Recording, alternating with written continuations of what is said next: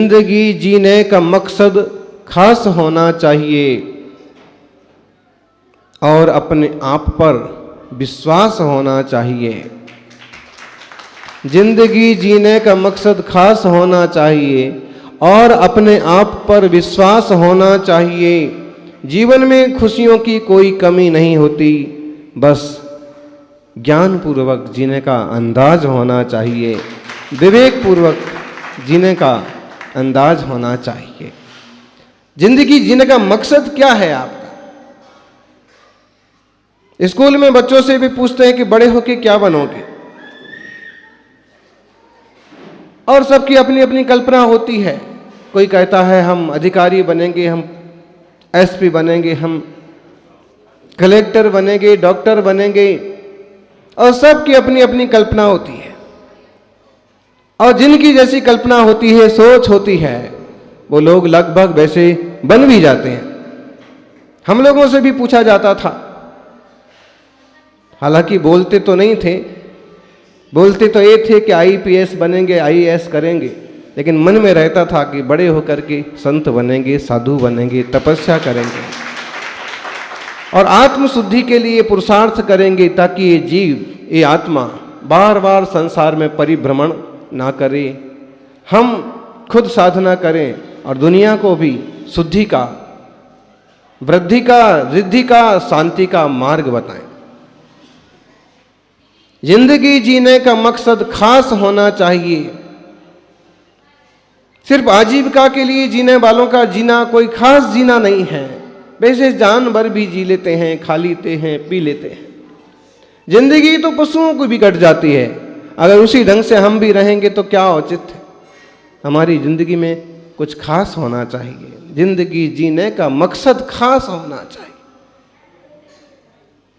ग्राहवत साहब बैठे, वहाँ जिला प्रमुख पूर्व और ये यहाँ पर संघवी जी, ये नितिन जी, और भी कई सारे लोग हैं। कम से कम एक कुछ मकसद निर्धारित करें कि मैं प्रशासन के क्षेत्र में जाकर के लोक हित में, समाज हित में, सामान्य लोगों के लिए काम करूंगा। राजनीति में जाकर के गांव के लिए, शहर के लिए, लोगों के लिए काम करूंगा। मैं साधु संतों की सेवा के लिए काम करूंगा। नितिन भैया जैसे कुछ लोग हैं कि वो ऐसी अपनी प्रवृत्ति से घोषणा करते हैं कि एक इंसान चाहे तो भी अनेक साधुओं की सेवा कर सकता है।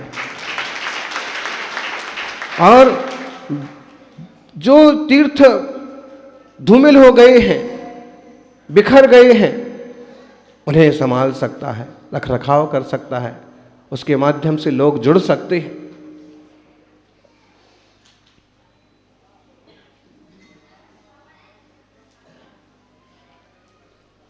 हमारे जीने का मकसद खास होना चाहिए। हमारा तो सुनिश्चित है कि निरंतर धर्म ध्यान करना है, निरंतर महाव्रतों का पालन करना है और निरंतर आत्मा स्वरूप को दृष्टि में रख करके भौतिक पदार्थों के प्रपंच से दूर हट करके शुद्ध आत्मा की उपलब्धि का पुरुषार्थ करना है। देह भिन्न है और मैं आत्मा भिन्न हूं। शरीर यहाँ के यहाँ रह जाते हैं, रंग शरीर के होते हैं ज्ञानी, आत्मा के नहीं होते हैं।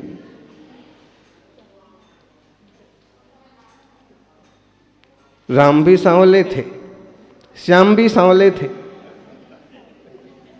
कृष्ण का नाम तो कृष्ण इसीलिए पड़ गया था, रियली नाम नहीं था उनका कृष्ण।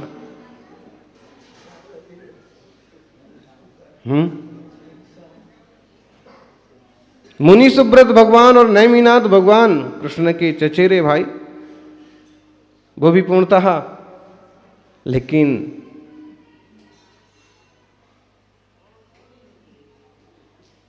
देह की दृष्टि की बजाय उन्होंने आत्मा की दृष्टि की, उन्होंने स्वरूप की दृष्टि की, और जिनने स्वरूप की दृष्टि की वो सिद्ध हो गए, शुद्ध हो गए, अरहंत हो गए, भगवंत हो गए। आत्मा तो चैतन्य शक्ति मात्र है, जानना ये मेरा स्वभाव है। छोटा बड़ा, काला गोरा और औपाधिक भाव वास्तव में ये स्वभाव नहीं है। कल तक हम एसपी कह के पुकारते थे, कल से डीआईजी कह के पुकारेंगे।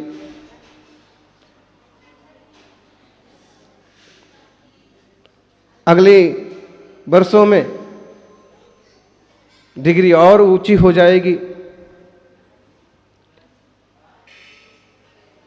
संसार की दृष्टि से ये बड़ी उपलब्धि है, लेकिन परमार्थ की दृष्टि से जब देखते हैं तो मालूम पड़ता है कि चीज़ें तो बहुत जल्दी बदलती हैं।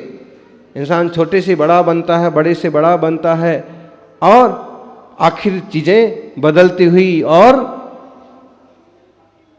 छोड़ती हुई चली जाती हैं। उस सब में भी मेरी एक चेतना, मेरा एक ज्ञान स्वभाव, एक कभी छूटता नहीं है, एक कभी बदलता नहीं है। ज्ञान ज्ञान रूप से रहता है, जो कि बढ़ता है, उसके अपने ज्ञान की ज्ञान रूप पर्याय होती हैं मेरे अपने स्वभाव की। लेकिन मर करके भी कोई मरता नहीं है, शरीर बदलता है, नया कोई शरीर मिलेगा।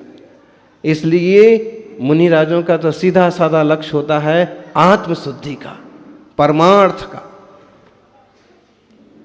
ये शरीर तो कोयले की खान है,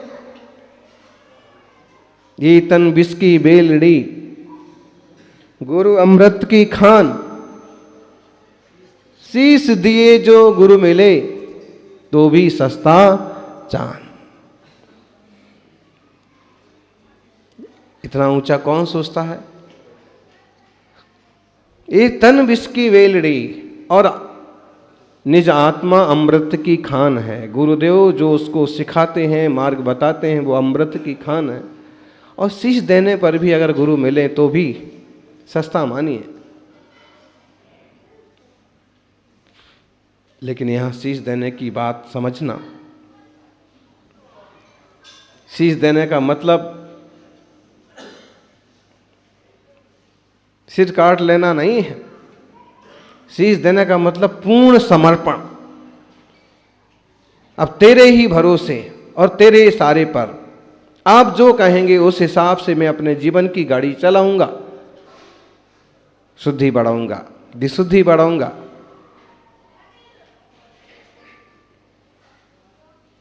जिंदगी जीने का मतलब खास होना चाहिए, जिंदगी जीने का मकसद खास होना चाहिए। एक नौकरी, एक व्यापार, इनमें से कोई भी कर लेता, करते ही थे। लेकिन इन लोगों ने, इन साधुओं ने कोई विशेष आत्मदृष्टि संपन्नता के लिए तपस्या का मार्ग चुना।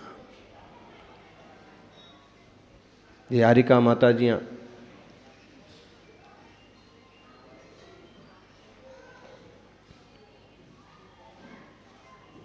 पर से भिन्न स्वभाव का बोध होना, ये पढ़ाई सारी पढ़ाई से बहुत ऊंची है।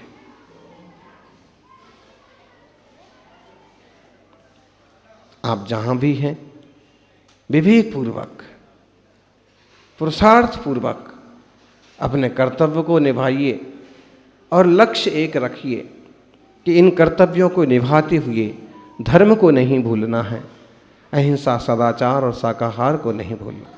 जज्बा भी चाहिए, विवेक भी चाहिए, आत्मीयता भी चाहिए। संसार चलाने के लिए भी ये सारे गुण चाहिए। और संन्यास के मार्ग में जानना है तब भी इनकी जरूरत तो पड़ती ही है।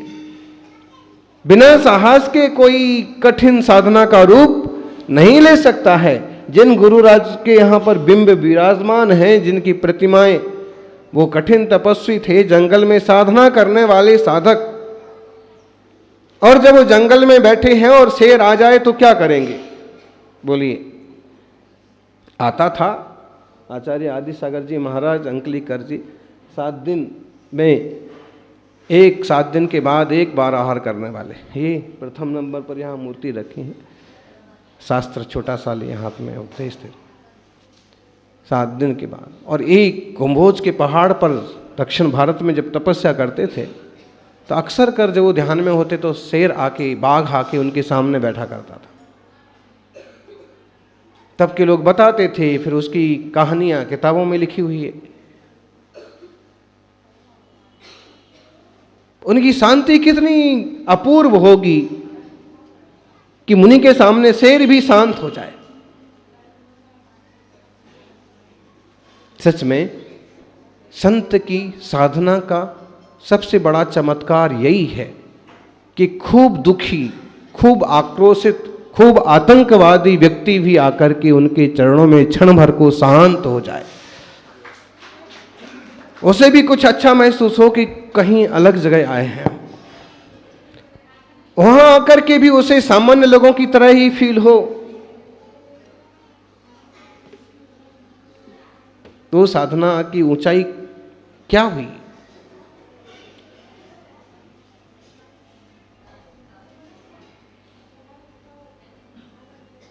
असर तो पड़ता है, बहुत पड़ता है। महावीर कीर्ति जी महाराज गजपंथा नासिक के पास एक तीर्थ है, वहां की वंदना करते समय किसी प्रतिमा के उनने चरण छुए और वहां सांप बैठा था अंधेरे में, और सांप ने उनकी उंगली पकड़ ली, उंगली में डस लिया। बोलो कोई क्या करेगा? ना समझ लोग तो चलता फिरता कोई प्राणी जा रहा है तो उसको कुचल देंगे, पूंछ पकड़ के पटक देंगे, मार डालेंगे। उनने बाकायदा कहा, उसको बोल के कहा कि भाई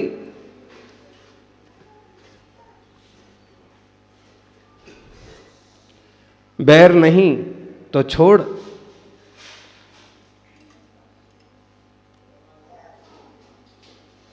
बैर नहीं तो देर किस लिए, छोड़ दे। और बैर है तो उसको ऐसे हाथ किया, ऊपर तक हो गया, नीचे हाथ किया और उसको कहा छोड़ दे, छोड़ दिया उसने।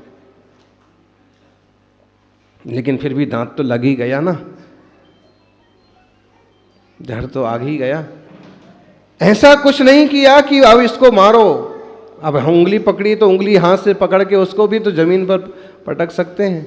लेकिन परम अहिंसा की आराधना करने वाले और जानवरों में भी जिनवर देखने वाले दिगंबर साधक होते।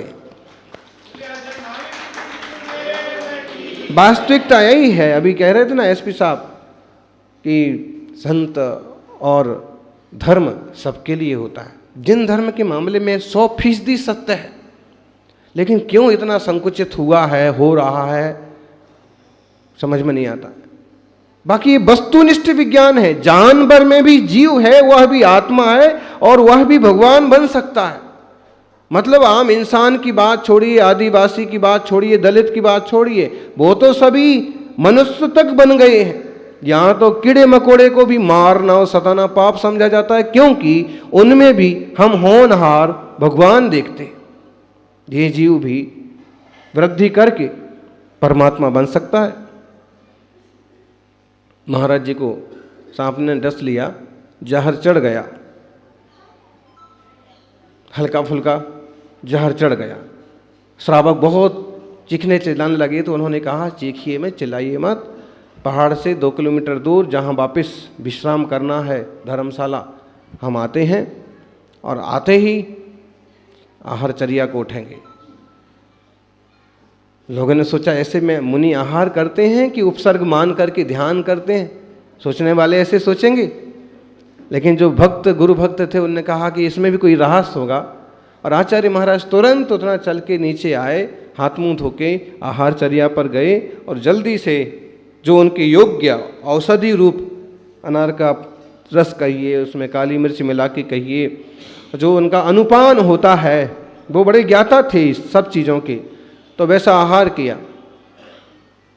और जो पहले ही कह दिया था कि मैं आहार थोड़ा सा लूँगा और तुरंत ध्यान में जाऊँगा, और अगर मैं बेहोश होने लग जाऊँ, गिरने लग जाऊँ, तो आप लोग शोर मत करना, महामंत्र नमोकार की जाप करना, जोर से आवाज करना, नमोकार का पाठ करना, रोना मत। और मुझे भरोसा है कि मैं स्वस्थ हो जाऊंगा। वापिस तो ध्यान में चले गए। 12 बजे ध्यान में बैठे रहे और 3 बजते बजते उनके शरीर से पसीना आने लगा, काला काला पसीना, नीला नीला पानी निकल गया। और 3 बजे जो उठते थे ध्यान के बाद, तो वापिस 3 बजे एकदम तरोताजा उठकर होकर के खड़े हो गए, स्वस्थ हो गए। ये तो साधुओं की साधना का प्रभाव है। तब विमल सागर जी महाराज, आचार्य गुरुवर सुनमति सागर जी महाराज का भी अपन चरित्र जानते हैं और सुनेंगे। तो जैसे जीवन में उन्होंने निर्मलता और शांति बढ़ाई, सबके हित के लिए प्रयास किया, अपन भी करें। अपने जीवन का एक व्यवस्थित अंदाज हो। जैसे आम लोग जीते हैं, केवल खाना पीना, मौज मस्ती, उठा पटक, उसमें कुछ दम नहीं है। अंदाज हमारा कुछ निराला ही होना चाहिए। बताइए अब हमारे अंदाज से किसका अंदाज मिलता है? बहुत कम लोगों का अंदाज मिलेगा। सारे लोग खाने पीने के लिए दौड़ते हैं और यहाँ साधु उपास और तपस्या करने के लिए तैयार रहते हैं। सबसे निराला अंदाज है। सब लोग ढेर कपड़े पहनते हैं और यहाँ पर धागे का भी कोई काम नहीं है। आप बढ़िया से बढ़िया गाड़ी में चलते हैं और यहाँ पर पदविहार, और वो भी पाँव में चप्पल भी नहीं। ये है कुछ अलग विशेष जीने का अंदाज है। आप अपने हिसाब से अपने जीवन को ढालिए और मुनि संगति का लाभ जरूर लीजिए। अभी देखा नहीं कितने किलोमीटर चले होंगे आप रावत जी? 4-5 किलोमीटर, 5 किलोमीटर तो हो गया होगा। हमने इशारा भी किया कि पाँव में पहन लो, कुछ नहीं, चलते रहे। ये क्षण वास्तव में जीवन बदलने वाले क्षण होते हैं और ये हमें अनुभूति कराते हैं कि इस वक्त गुरु महाराज क्या अनुभव कर रहे होंगे और उनको कैसी पीड़ा हो रही होगी, या चलने से कैसा अच्छा या बुरा फील होता है। और फिर इससे व्यक्ति मन से मन जुड़ता हुआ चला जाता है। आप भी ऐसे ही जीवन को ऊंचाइयों पर लेके जाने का प्रयास करें। जय बोलिए श्री नाथ भगवान की।